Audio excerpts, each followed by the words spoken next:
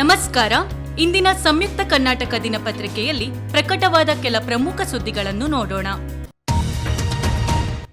CM ಬದಲಾವಣೆ ಬಗ್ಗೆ ಚರ್ಚೆ ಮಾಧ್ಯಮಗಳಲ್ಲಿ ಮಾತ್ರ ಎಂದ ಡಿಕೆಶಿ. ರಾಹುಲ್ ಗಾಂಧಿಗೆ ಯಾವುದೇ ತೊಂದರೆ ಕೊಡಲು ಬಯಸಲ್ಲ, ಕಾರ್ಯಕರ್ತನಾಗೇ ಇರ್ತೇನೆ, ಅದೇ ಶಾಶ್ವತ.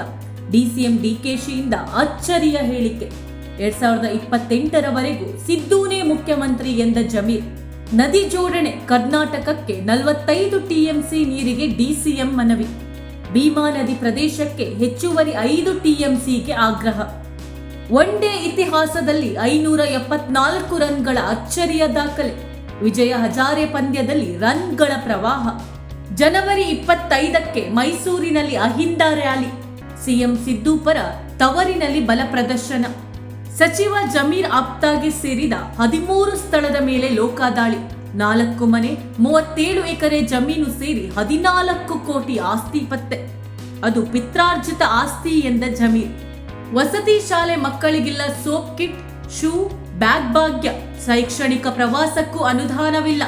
ಮೂಲ ಸೌಲಭ್ಯಗಳೇ ಸಿಗದೆ ವಿದ್ಯಾರ್ಥಿಗಳ ಪರದಾಟ. ಅತಿ ಭಾರದ ಉಪಗ್ರಹ ಹೊತ್ತೊಯ್ದ ಬಾಹುಬಲಿ. 6100 ಕೆಜಿ ತೂಕದ ಬ್ಲೂ ಬರ್ಡ್ ನಭಕ್ಕೆ. ಸರ್ಕಾರಿ ಶಾಲೆಗೆ 2200 ಕೊಠಡಿ ನಿರ್ಮಾಣಕ್ಕೆ ಕೊನೆಗೂ ಶಾಲಾ ಶಿಕ್ಷಣ ಇಲಾಖೆ ಆದೇಶ.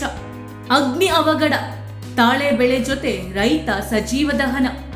ಅಶ್ಲೀಲ ಕಮೆಂಟ್. ರಮ್ಯಾ ಬಳಿಕ ದರ್ಶನ್ ಪತ್ನಿ ದೂರು. ಬೆಂಗಳೂರು ಬಿಜೆಪಿ ಕಾರ್ಯಾಲಯದಲ್ಲಿ ಅಟಲ್ ದೀಪೋತ್ಸವ.